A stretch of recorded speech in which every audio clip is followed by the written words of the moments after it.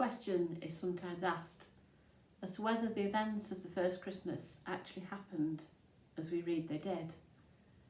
Jesus was a real historical character. His name is found in historical documents. But can we believe the event of his birth and the visits of the shepherd and wise men as we know the story?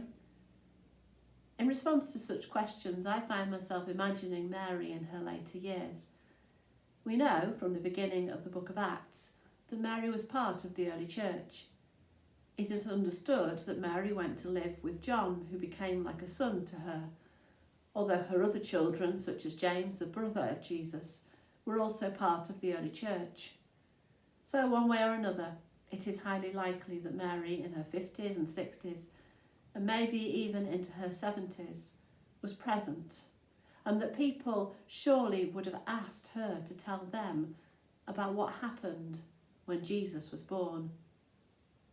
As Luke begins his gospel, he refers to accounts handed down to us by those who from the first were eyewitnesses.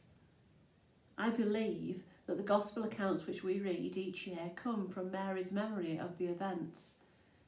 And I can almost imagine her talking about the experience we heard of in today's reading, saying, "We did it right, you know. We followed the religious laws and took him to the temple, presenting him to God and offering the doves on his behalf. It seemed only right when both Joseph and I had been told what a special child he was. We'd followed the angel's instruction to name him Jesus, Saviour, and so we dedicated him to God. And I remember the old man Simeon and what he said." And so we're going to hear the next part of our reading, and after that we will hear Simeon's song.